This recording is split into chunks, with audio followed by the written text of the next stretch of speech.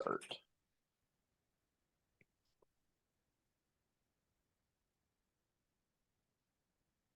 Okay, so what we are going to talk about today is we're going to talk about chapter 14 of the R4Data Science book for the DSLC book club meetings. It's mostly just going to be DJ and I just talking, which is fine, kind of going through this. But I really like this chapter. I think it's well organized. I think it's probably one of my favorite chapters to start talking about. It's one of my favorite, or it's one of my favorite chapters because it's well organized, but it also gives you a lot of like really practical tools. Because anytime we say strings, we're essentially working with text data, and text data isn't always necessarily structured in a format that is useful for data analysis. And so it's really nice to have tools to help us get that string, i.e. text data, into a structure that we can actually do something with it. And so this is like the first kind of start of that conversation. Next week we'll build on this. So chapter 15 we'll get into regular expressions, which kind of builds on the subject a little bit more. So and it talks about more specific in-depth tools to help work with like patterns within text. But first we have to set the foundation of understanding like what string data is and how to work with it in R. So what should we get out of it? Really, what we should get out of today is a basic, you can see my slides, right? Yeah, I can see it. Okay, sweet. So what we should be able to get out of this is like, how do we create strings, right? Like how does the R language, how do you go about creating strings within the R language? How do you combine strings? How do you separate them into rows and columns? We've been talking about this concept of tidy data, getting everything in rows, essentially into rows and columns. How do we do that with text data? Also, what tooling do we have to measure the length of strings, and how could we use that for our analysis? How can we extract substrings from strings, right? There are different patterns that we may want to take out of the strings that we have for our use within anything that we're trying to do within the analysis that we're doing. And then obviously we live, data is not just English data, it is across the world, right? And so there's different alphabets from different languages. And so how do we adjust for that? DJ, this stuff that we usually work with, we don't really think about this. So since you and I are mainly the ones talking today, we may not focus a lot about it, but like other people, this might be important, especially if you work in another country or another part of the world, because there are variations in, it's obvious there's variations in language, and then obviously different variations within specific language, and R is flexible enough to handle that. So that's what we should get out of this. So really what we're going to do is really comes down to the definition of what is a string. String is just text data, right? It's the stuff you're reading here, right? But it's also important to recognize that text data is more than just letters and numbers. It's also symbols. It's also emojis. It's also all kinds of different things. And so that's what we're dealing with. In R, there is a package called string R. I'm a huge fanboy of string R, outside of not just it being able to give you a tool set to work with string data, but it is a well organized and well structured package with a lot of different tool sets to allow you to work with string data.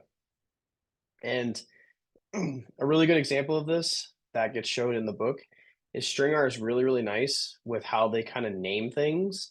And pretty much like all the tooling is prefixed with str, right? So if you are going to do something with string and you can't necessarily remember what like the specific tool you want to use, just type str into RStudio and it will give you a listing of all the different things and all the different tooling that's in there.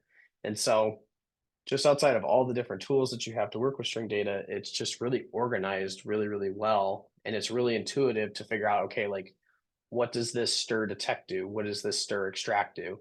Without having to dig deeply into the documentation to figure out what it does.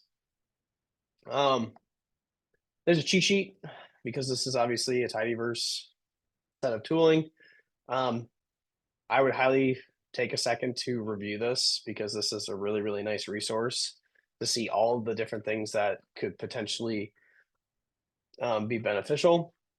We will touch a good chunk of these in our conversation today, but there are things that we won't cover, and there are specific ways to do that within this.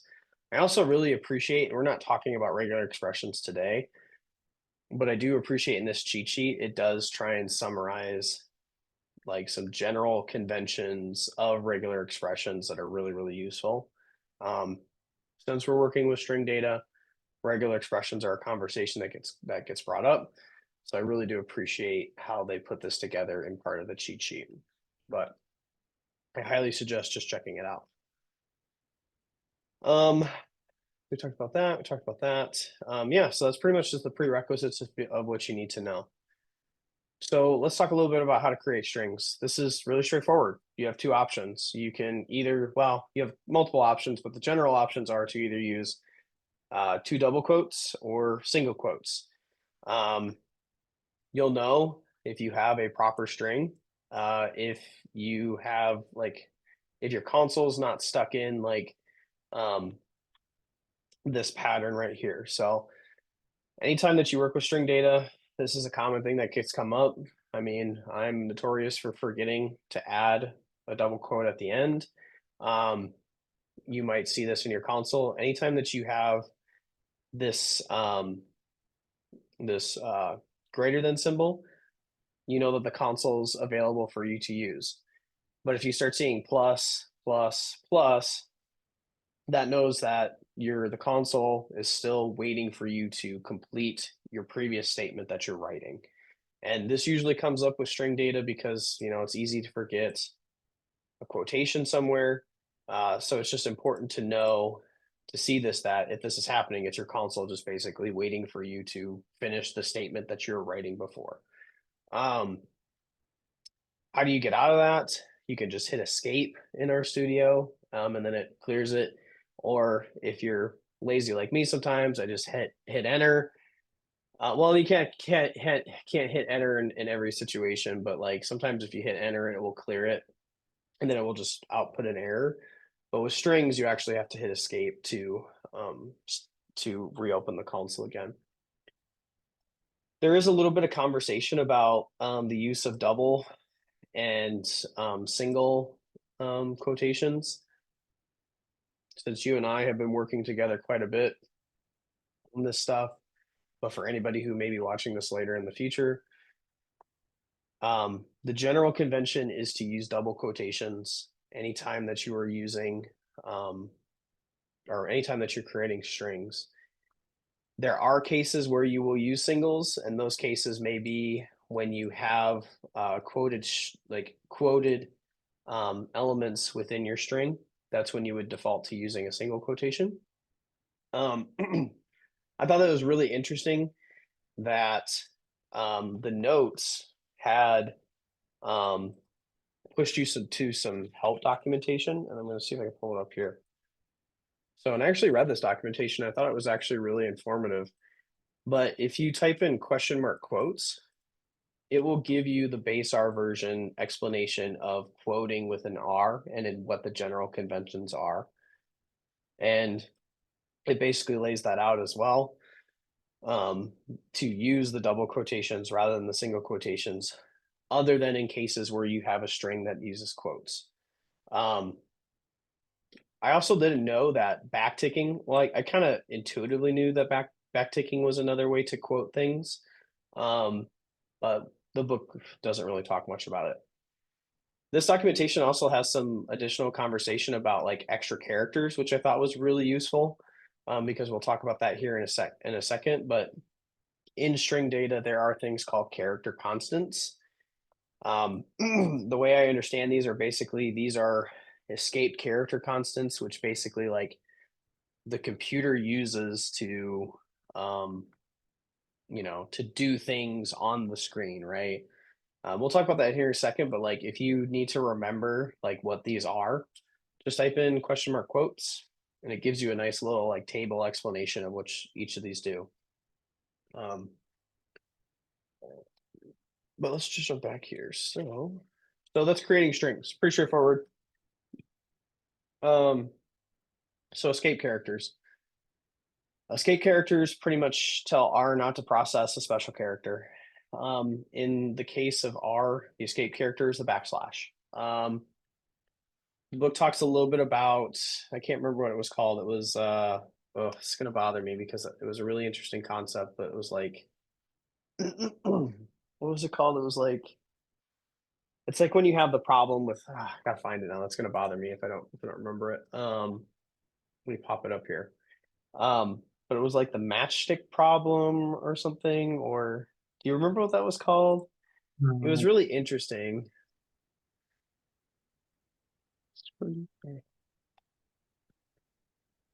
It's one of those things like, it when you see it. You know it when you see it, but I didn't know that there was like an official name for it. It was like, what was it? Quote.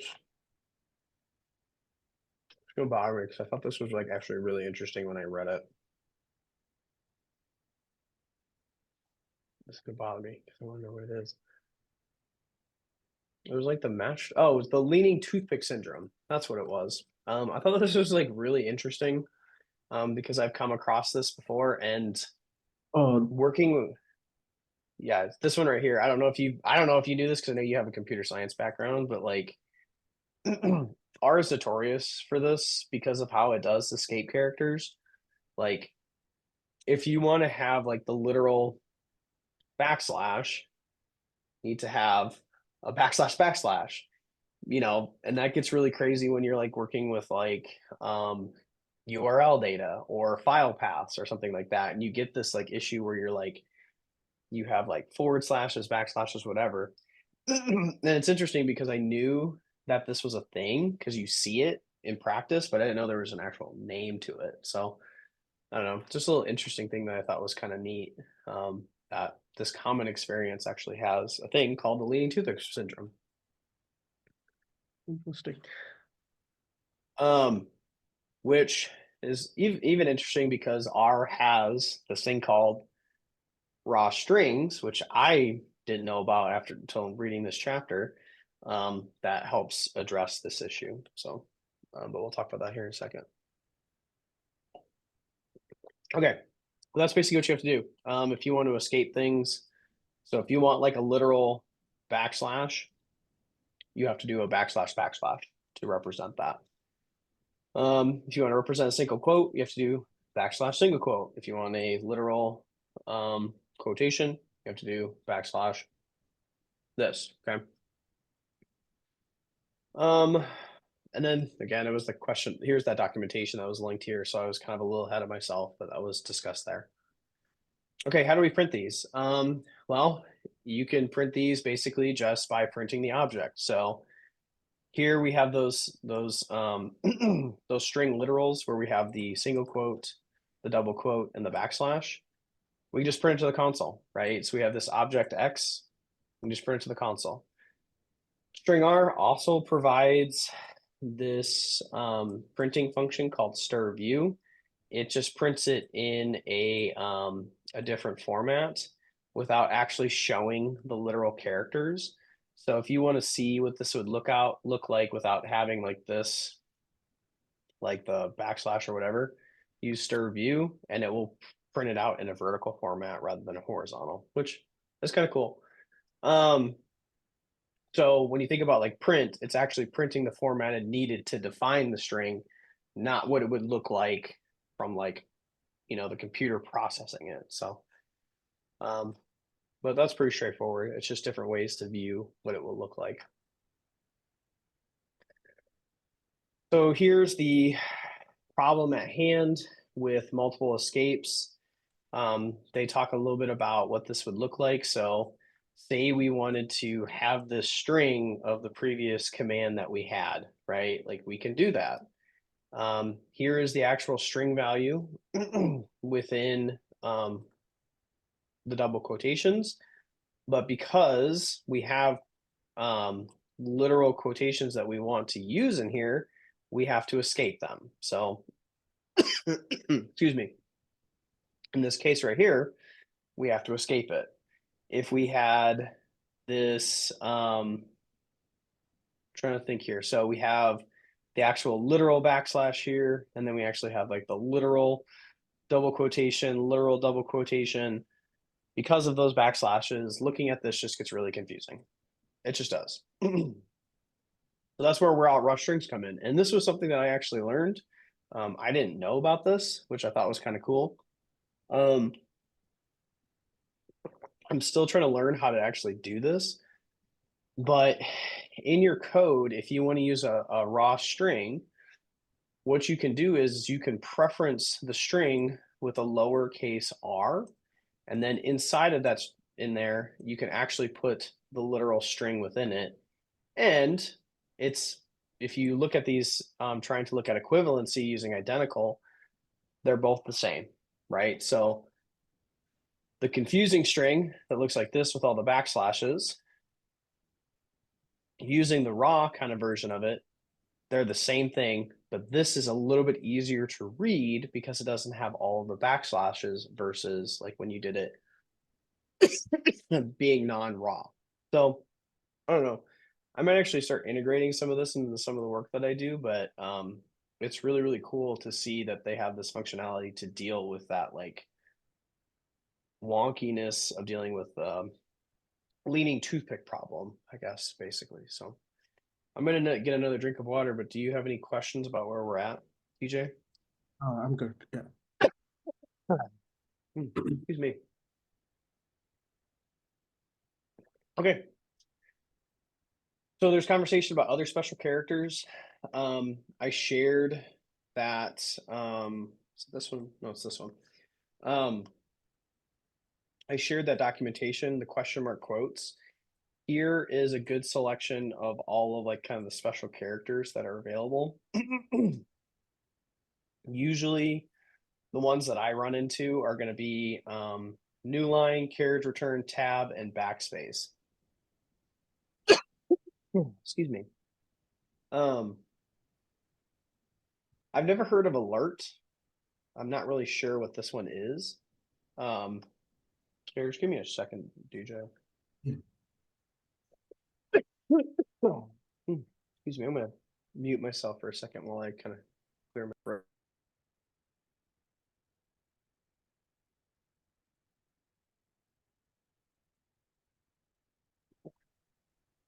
My voice isn't ready yet to take on the challenges of speaking again or speaking in long stretches. So if I have to mute myself to cough, just bear with me. But yeah, these are the most common ones that I come across. I've never seen the A alert bell. That one was kind of interesting to me. Never seen it, but it's available. So you can take a look at that and kind of review that. So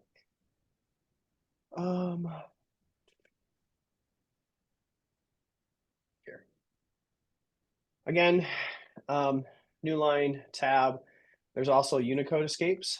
So if you have a very special character that you have that is represented in Unicode, you sure can. So here's Mew, I think. I have to remember. And then you obviously have your emoji sets, which could be represented in Unicode. Here's what the Unicode looks like for it. I don't usually write in Unicode, but it is available if you need it. So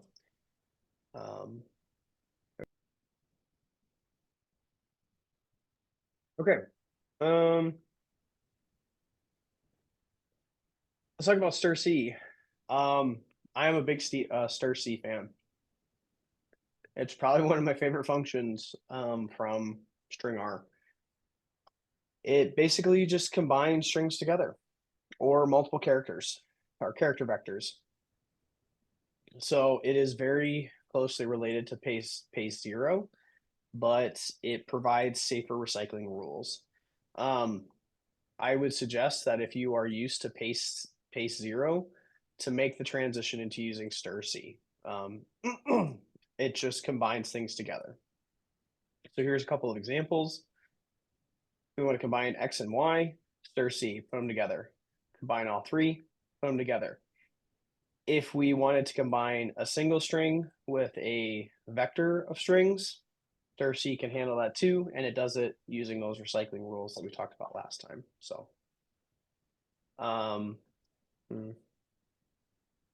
okay.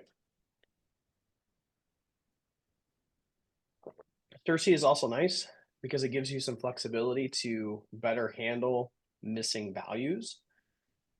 So here's the example with a tibble with this name Flora, David, and a missing value. And what we could do is we can use stir C to put these together to create a like data set of these together.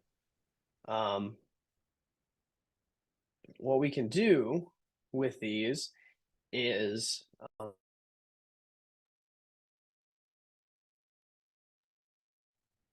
excuse me.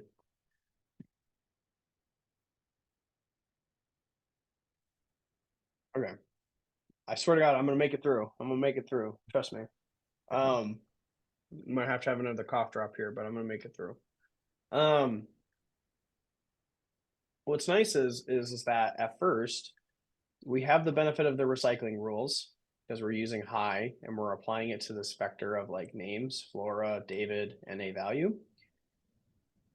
It handles those with NA values, but we can also make this in conjunction with like coalesce, and where we put coalesce will affect how we actually go or what happens to that NA value. In this case right here, coalesce being used within stir C, we get this kind of weird high U. But if we wanted to, we could wrap coalesce around our stir C, and then we can have like this default high, right? Yeah. So hi Flora, we have a name. Hi David, we have a name. But then if we don't, it will just coalesce it and get rid of it and then just default to that default high value, right? Or whatever that previous string was. Okay. Yeah, stir C is a workhorse. I use it all the time. I suggest learning to use it because it is very beneficial. I used to use the paste zero a lot, so I can use a stir C right from now. And yeah, I think there is some argument for sticking with pace zero. Okay. It is a base function. Yeah. And stir C requires the dependency of having string String R. R, which I understand that argument, but at the same time, you do get a little added extra benefit if you do decide to use that extra dependency of string R with stir C. So Yeah. I see arguments for both, but that's just one benefit. But yeah, I definitely suggest learning stir C and using it wherever possible because it's very beneficial. But there's also this function called stir glue. It's very similar to yeah, the glue package, which we've talked about before. One of my favorite packages too, because it simplifies a lot of this like stuff here. Stir glue is also awesome because you can refer to things inside of the brackets, right? And so if we have this vector of names outside of this like statement here, it will just refer to those vectors and create a vector of hi Flora, hi David, and obviously the NA value, hi NA. Really nice. But what's also really nice about this is that I think if I remember correctly, I think string R allows you to do this. You could provide some type of computation in here as well. So if you wanted to have some type of computation or some type of function, maybe some string parsing function in here, you can do that, which is really, really nice. I think. I have to double check that, but I would assume that that's the case, that you could do that, having some type of computation in here to make this as complex as you want it to be. Escapes, to say for some reason you need to have the brackets, you just double them up, which you don't have to get into that issue of backslashes and whatever. Because of the nice little syntax it has in here, you just double them up and you're good to go. So, all right, stir flatten. I don't use stir flatten very often. I see its utility, but I don't think I've used it quite a bit. But it does have a very useful use case. So say you have a long data set, right, with a lot of observations with repeating values. So like Carmen, Marvin, Terrence. So say rather than multiple rows of data for these observations, you just wanted one row per person, but multiple values within the same column. That's where stir flatten comes in. So stir flatten gives you the ability to do this by saying, okay, what I want you to do is I want you to flatten. Well, you first do a group by. So what do you want to group by? So a repeated value would be name. And we want to flatten the strings in the fruit column. And then what we would want to do is a comma, use this as the separator of the values. So this is delimiting it by comma. And then if we ever had like a last statement that we wanted, so like the last value that gets flattened into its own row, we could do that with this last and say like comma and that's basically all that's happened. So we go from this like repeated long data set into a single row for each person, and it's separated by comma whatever.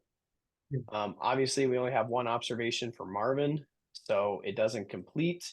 It doesn't have a last value, so we don't do a comma but it helps us do things like this really, really quickly. So, like I said, I don't really use flatten very often in practice, but I could see its utility in some cases. But yeah, what questions do you have about this or anything about stir glue or stir C? No, I don't have any questions there. Okay, cool. Okay, let's see. All right, this one's a new one, separating strings. So I can't remember exactly when this change happened, but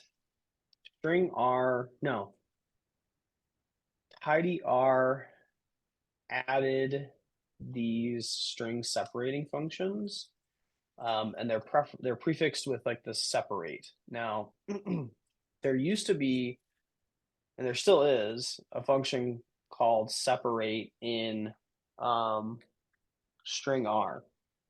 And the API, what it used to do, so how it actually allowed you to do this, a lot of this stuff was like managed with inside of like using function parameters. So the tidyverse made a change, or at least I think they made a change, where they actually created separate functions to perform this rather than having somebody modify the parameters within a single function to do multiple things. And that's where these like separate longer, delim, position came from. I'm still getting used to this because I'm so used to using the single function separate. But the chapter did a really good job of explaining these, and it makes a lot more sense. So I gotta remember how these work here, but we'll have examples here in a second. But like, you can see that there's a general pattern to all of these. You can see that there is this longer or wider, and then delim or position. I got to remember the longer and wider, which I can look at here in a second. So wider deals with going wider, and I think longer. Oh yeah, it makes it longer. So basically, it's like, what type of data do you want? Do you want it wide or long? So then you have to decide which function do you want to use. Do you want to use the longer one or you want to use the wider one? Then you need to decide, do you want to separate your strings based on some delimiter, whether that be comma, a space, special character, so on and so forth? Or do you want to use some type of index position, like this thing in position 3 or this thing in position 4, separate it? Both of these are really powerful, and we won't talk about this until we get to regular expressions, but I found a lot of power in these separation functions when we have the ability to use regular expressions. So rather than using like a delimiter or a position, you can use some type of regex pattern matching to separate strings. We're not going to talk about that today, but there is an additional separate, like wider, longer function that allows you to use regular expressions to do pattern matching to figure out like how do you separate strings.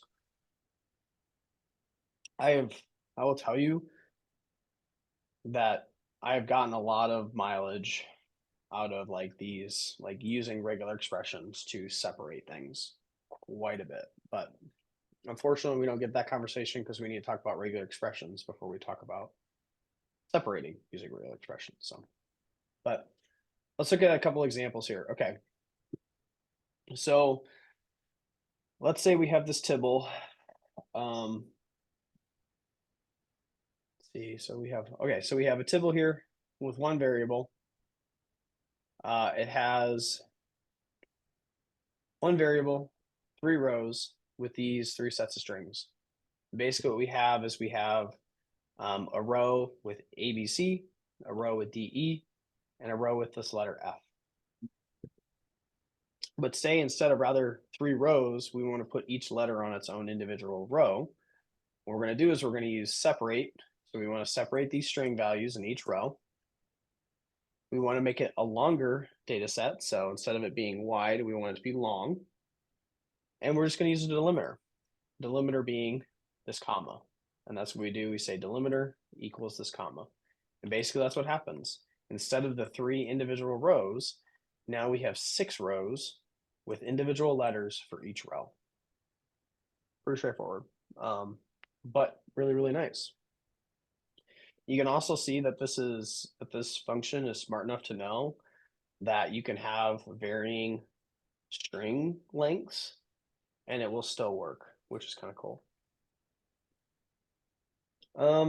Let's talk about separate longer position. So if you say you don't have some type of delimiter to actually use, what you can do with position, instead of using delim, you can use some type of width argument. And basically what it's saying is each character, 1, 1, 1, use that as the way to separate it to longer.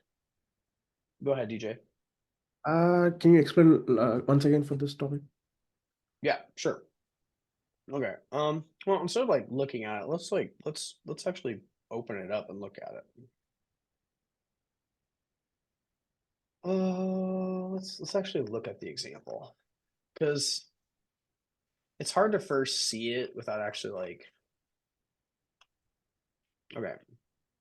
So here's the example right here. I'm gonna run all these to get here. Okay.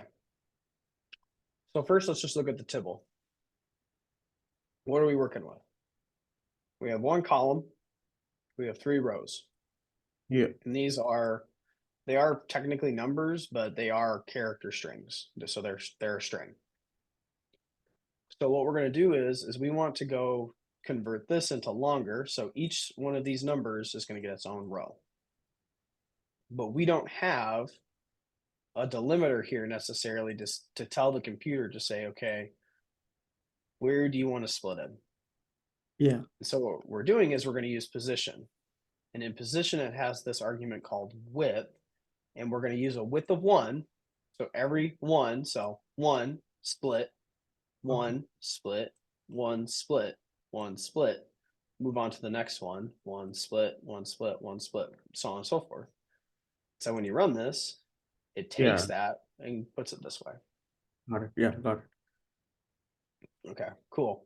Yeah, it's kind of hard because you have to kind of like think about like I know you can look at the code, but it's really important to kind of like look at like what are you starting from Yeah.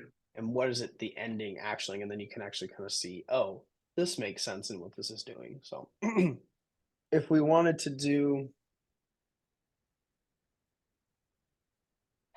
I'm curious if we did, what would happen if we did every two? Yeah.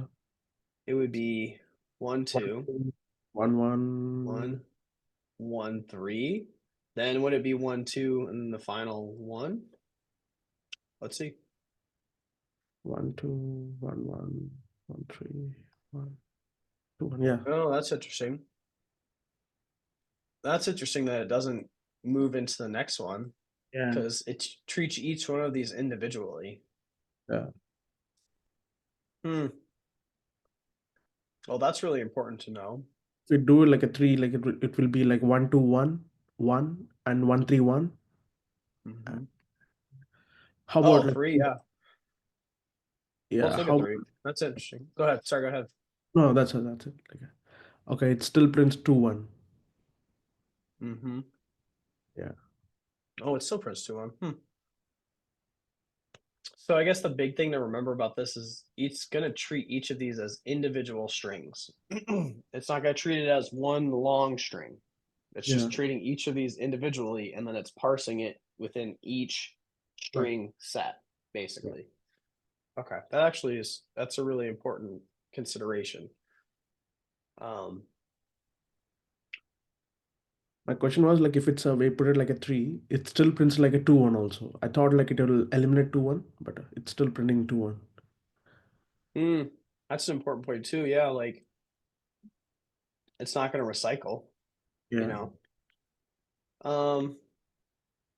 Which is interesting because I wonder what would happen. Let's create another example here. My question is like, what if this was just one string? What if we did, That's that's true interesting actually. Yeah. I don't know, it's going to treat this as a set, like it's not individual sets. So let's look and see what happens. I would assume that it would go this, Yeah. this. So I think we would have 3 rows by the end of it. Let's just see. Yeah. That's the case. Do we have an even number? We have 9, right? These are 9. So 4, 7, 9. What if we did this? What would happen if we did this? Left with 1. Yeah. 2, 2, 2. Huh. We'll see if I can break it. No. So, yep. I think that's a really important distinction. And, depends on what is an individual string. Like these are individual strings inside of a vector. And so then it will perform that operation for each element within the vector, not treated as a single string. That's a really important point to consider. So glad we talked about that. Okay, cool. Okay, so that's that.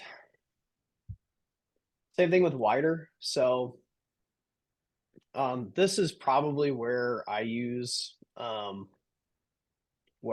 lot of the separate functions a lot differently, is parsing things into their own columns. And so wider delim, wider position, wider regex is probably what I'm going to use most often. So say you have, so first, I'm not familiar with these codes. I think they're version for different types of software, I think, but each one of these has like a representation, right? So this is a year, this is like a version number, and then this is probably some other like higher level version number as well. Oh, code, edition, year. I probably should look a little bit further. We have a delimiter that we can use to separate these out. So we can separate these into their own columns, but we have to give a set of names for each of these columns that we want to separate these into.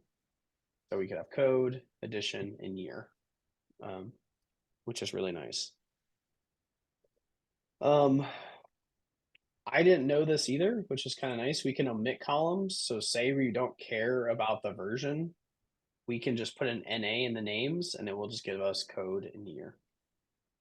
So Oh, that's really nice, I think. I'm also trying to think, separate wider position widths. Oh, you can also use separate wider position. So like you can also use those positions for individual columns that you want, which is kind of nice as well. So like if you know the first four digits are going to be year, and then the yeah. first two are going to be age, and then the state. This is important. Um, where does this come up? Um, so census data from the U.S. Census Bureau. Yeah. They have what's called FIPS codes, and FIPS codes are associated with specific geographic regions. And those FIPS codes are just they're technically numeric, but because some of the geographic regions have some leading zeros in them, they get treated as text. But those FIPS codes, depending on which numbers you're looking at, will depend on like what state, what county, and I think it's census tract. So those codes are actually really important. So this is actually really useful for that case if you wanted to split that code up to know if you want to filter by state, you want to filter by county, you want to filter by um, you know, first have to create the columns to filter by, but like you would do Yeah. that first here, and then you would have those, and then you'd be able to filter by that a lot easier. So this is really, really useful for that situation. Yeah. And I have a question, like, how it decides, like, for example, if you see the wets, if it's year equal to 4, it will consider like the first 4, and the age equal to 2, then how do you, identify it's like, after 4 digits? I think it's just counting, right? Like it would just be like 1, 2, 3, 4, Yeah. and then that's a great question. I'm not sure. Even I was thinking if it's using a like indexing, we can put it like a range, like a 0 to 4 or 0 to 5. And for age, we can say like 5 to 6, something like. Mm, So how maybe it's automatically like the function was like that, or I don't know. That's what that was my question actually. How it's like actually taking that particular number as like a age. that's a great point. It's a really good point because like I wonder if there is like a function where you could set ranges like you said. Yeah, Well, if you're getting into that level, you might be using regex pattern matching. Because in regex pattern matching, what you could do is saying like in cases where you have 4 digits, separate it. In cases where you identify 2 digits, now this one might not work because you technically have a 4 digit and then a 2 digit to us, but then the computer would read this as 2 digit, 2 digit, 2 digit. exactly. Yeah, Um, well, that's a good point. I'm not sure. I think that would be a useful thing, right? What I yeah. think it probably does is it just like I don't know how it actually works. You could dig into the actual function itself. It probably I like think cuts it off. Go ahead. yeah, Go I ahead. think I think the same. Like I was to mention, like maybe like in the first, if we mention like first year equal to 4 digits, it will separate that 4 digits and it will count the rest of the digits. Yeah, that's probably what it does on the back Yeah, end. I think. It probably has like a like it does like an iterative step where it's like 2022 gets chopped off, and then you have these vectors of just like Yeah, 15tx, yeah, 22la, and then it iterates and does those, and then it's just yeah, left with. I would yeah. That assume. I don't know, but go ahead. even I was thinking that's the same. I think so. Like it will cut it off. Then it will take the first 2 digits, or like it counts from the first. So that's how it works. I think so. Most probably. I mean, there's probably like I could envision that there's probably maybe some more algorithmic way to do that, and there's probably somebody out there that's like, yeah, Yeah. you could probably do that, but then there's probably some algorithm that somebody probably developed that'd be like, no, it does it a lot faster this way, which true. So, but yeah, I assume that would be the case of how this is working, but unless there is some more advanced algorithm that does it, but it's interesting though to see just the utility of this because this comes up all the time in data analysis, right?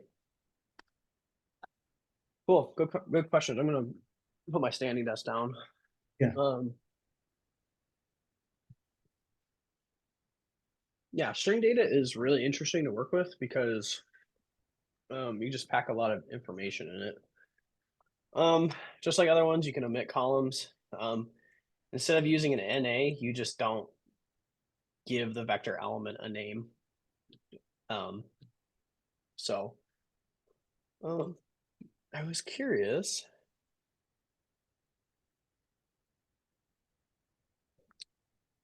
So what's really curious to me, and this is more of just like my curiosity, but like, why in this case do we have to quote the column names that we're creating? However, in this case, we don't. Yeah. And that's more of a probably like a design decision that I'm curious about. And most beginners don't need to like consider that. But like, I was just looking at that of just like, why in this case do we not have to quote? But in this case, we do. So, They have a delimiter, right? yeah. So in this example, it does. Yes. So I was thinking like, basically this delimiter cuts the first variable with that code, it will match it, the first delimiter will be the code, and the second delimiter will be the addition, and the third delimiter will be the year. So that's Mhm. how this works. But in the recent example, we are not using any delimiter, I'm thinking. So yeah, we are not using any delimiter. So that's how it works. Yeah, I understand the delimiter part of it. Like my question is though, is we're still creating a new column, year, age, state. Yeah. So I'm not sure if like the delimiter part is related to why we can have a non-quoted element here versus a quoted element here. But Yeah. it could be. It could be. I'm just not sure. Um, I think it's because of how naming things work within like vectors. Like you don't have to necessarily quote things in vectors, but I don't know how that translates into like converting it into a tibble. So I don't know. That's a topic way beyond like Yeah. conversation for this book, but it's just I see this pop up from time to time within the tidyverse because it's I want to say it's the concept of quasi quotation, which is like a super advanced R topic, but it just pops up all the time with tidyverse because it's just a convenience that's built into the tidyverse that you don't have to like always quote things. But anyways, I spent enough time talking about that. So um and if you have any problems, like if you're trying to separate something, like sometimes not all of your string elements are going to be as you would expect it. So it's always good to like do some debugging. And so what you can do is you can debug it and then you can get some output to see like what it actually looks like. I've used this a little bit, especially in cases where you have varying length strings. Because obviously you have a string length of 1, 2, 3, 4, 5, a string length of 3, a string length of 1.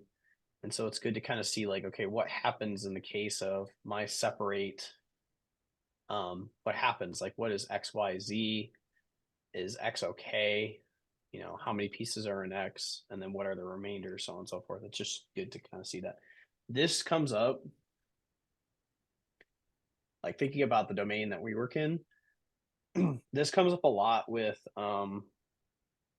URL strings. This comes up a lot because URL strings are widely varying, right? Like you could have a slug that's like 2 or 3 words, or you could have a slug that's, you know, up until the largest URL you could have, right? Especially if you have like UTMs or other like query stuff that's attached to the URL. And so it sometimes this comes up really important because like you may be thinking that you're parsing what you need, but what happens is like you're left with a bunch of remainder that you don't know is important or not. And so this comes up quite a bit with the stuff that we work with. So it's just to kind of know this tool set because it's like that you could look at and debug, like, am I actually capturing the information that I want from the text strings that I'm actually parsing? So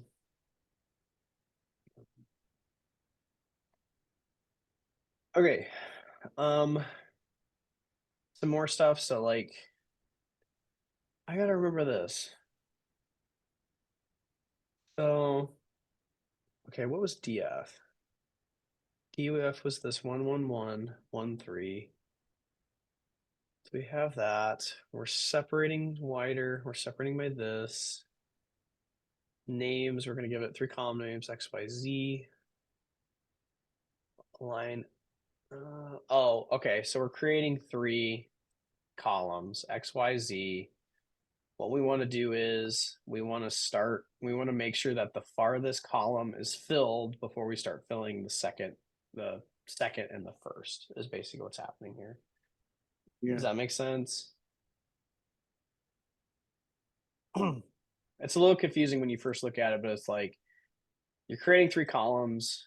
You basically want to make sure that you fill this first column before you start filling the second and then the first. Yeah. Separated by the dash. Okay. Too many in this case right here, what's your strategy for too many? One strategy is to merge. And so cases like this, it would just, keep it, merge it. And because one of these strings, if we're creating 2 columns, X and Y, we have some extra on the first example. So it's just going to merge what that is. We don't have any extra here, so we'll just give 1 value. And obviously we don't have any extra, so it defaults to an NA. I know there's an option here that I think you can create like an extra column. And what it will do is it will just leave like the extra available in here. And I've used that before, which is really, really nice. So does too few and too many make sense of what's going on here? Yeah. Okay, cool. Where we at time wise? Okay, I think we're doing okay. Stir length makes pretty much sense. Like you're just counting how many characters are in there. Remember, it's not just necessarily letters, it's all characters. So even white space is considered a character. That's really important. I don't NAs are contagious, so you won't get a count value for NAs. So it's returns an NA in that case, right? This is really useful if you want to do some counting of the length of certain things. So the book talks about this example called baby names. What you can do is you can get a count of how long certain names are within the baby names data set. So you can see here, looking at the distribution of these. So this is the length of the string. So 2 character length names, 3 character length names, so on and so forth. What you can do is you can count up how many of those are, of this specific length. In this case right here, with this data set that's available, 6 character baby names seem to be the most popular, right? So anywhere between 5 and 7, letters is, the most common length for a baby name. So,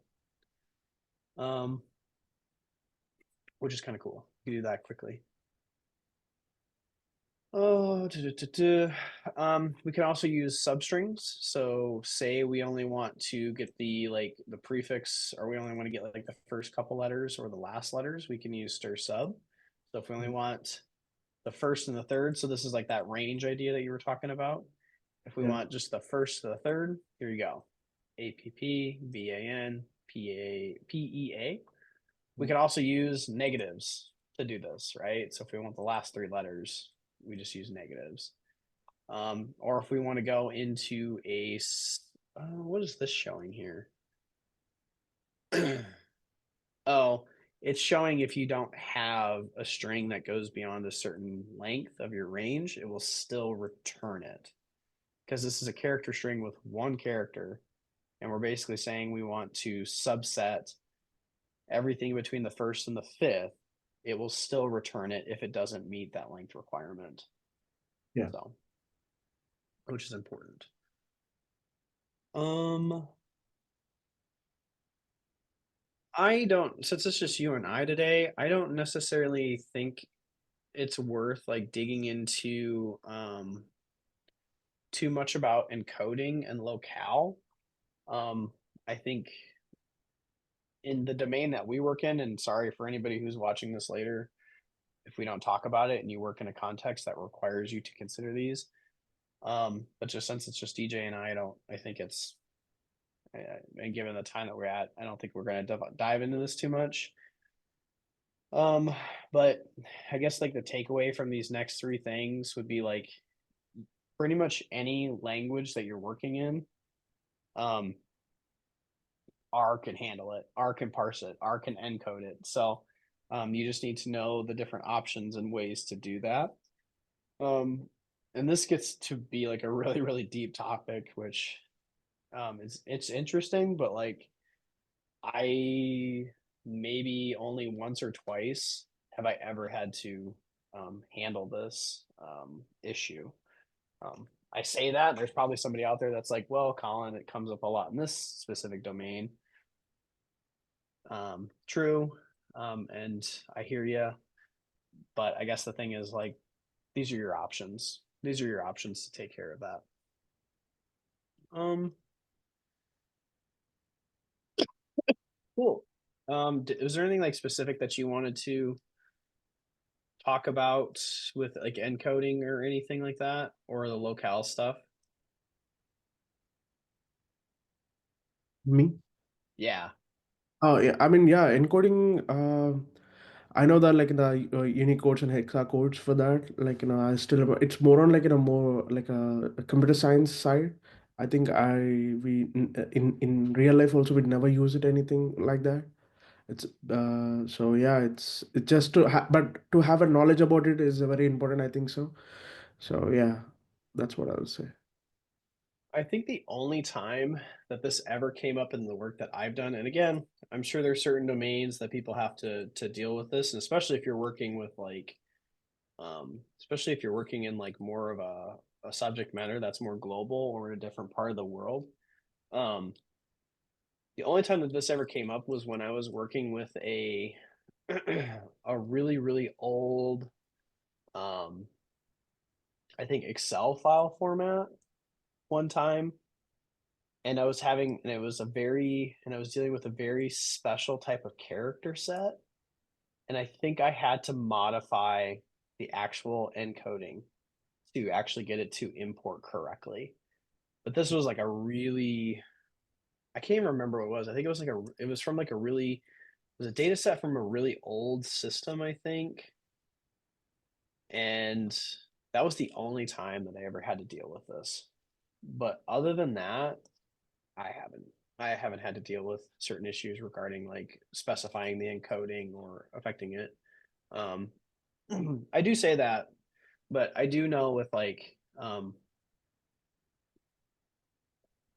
different character sets for different languages, especially with Spanish, because Spanish sometimes comes up with the stuff that we work with.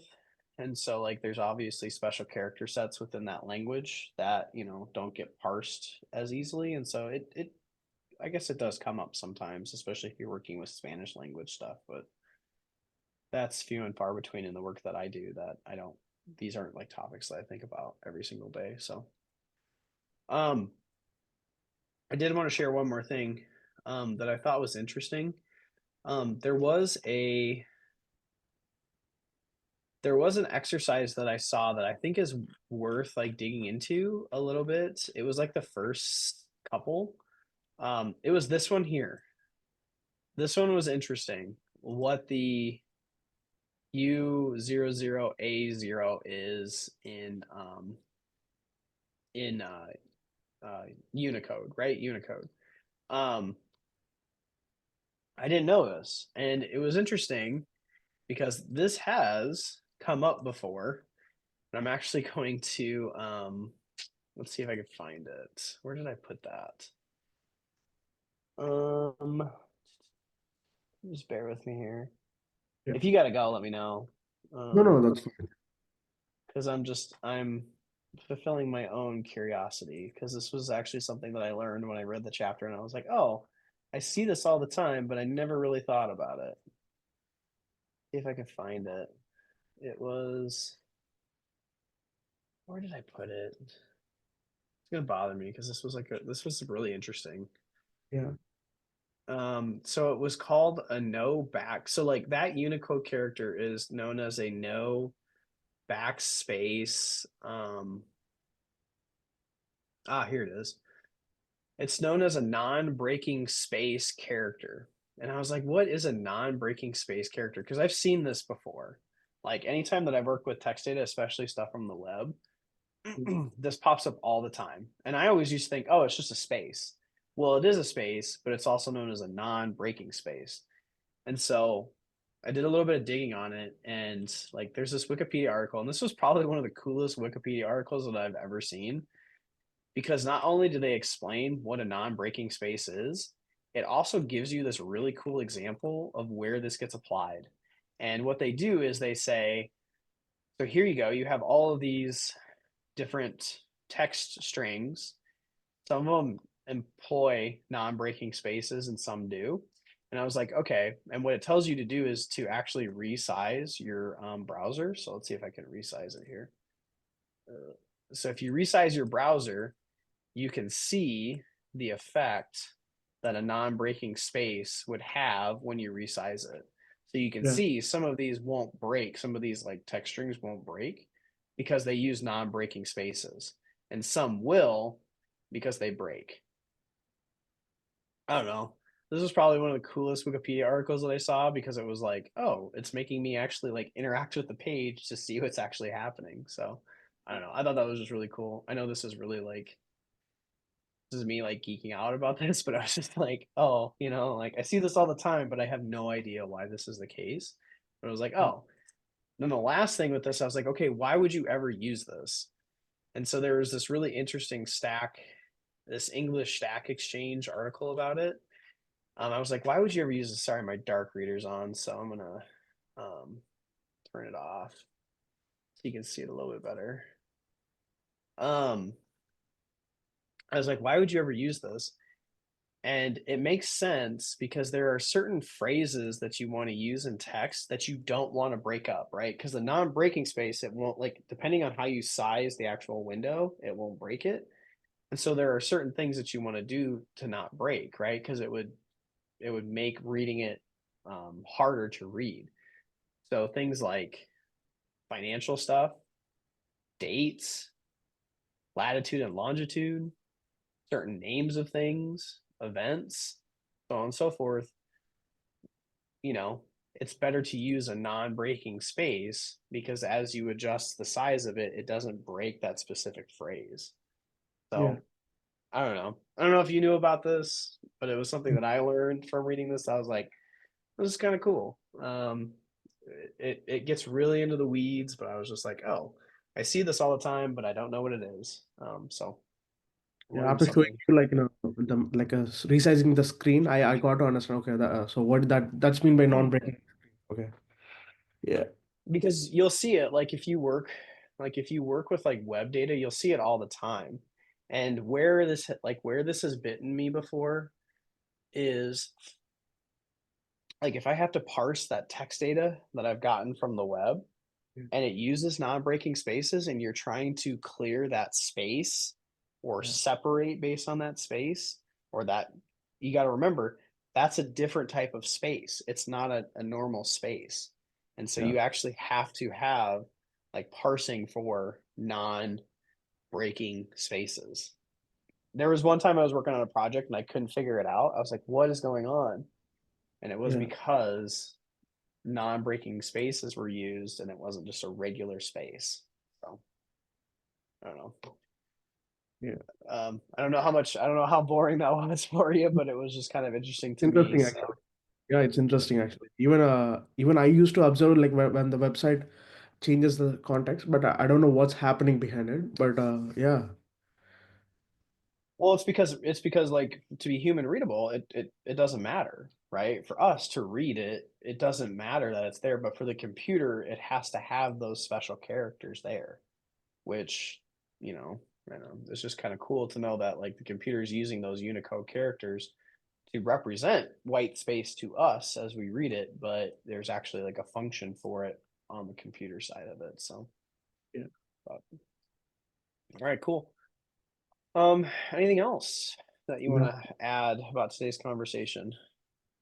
that's all, Colin. But it's very interesting about like learning about a string C. That like I use base zero, but yeah, it's a base function and this is a string R function. So yeah, I'll try to use it like in both and let's see which is the best or which is better for the project or something like that. Yeah. I mean, like it's one of those things where like honestly, for me, like I think string R is probably one of my top 5 favorite packages because of just how much utility it gives. And it's to anybody that's out there who might be like, watching this later or whatever. Like that's like if you want to like learn how to do this, like if you want to learn how to like work with string data or character data, learn string R because you will get so much mileage out of it and you'll get so much proficient at wrangling data if you just understand some like very basic concepts and some very basic tooling from string R. So can't advocate for it enough. Yeah. All right, cool. All right, well, I will talk to you later and then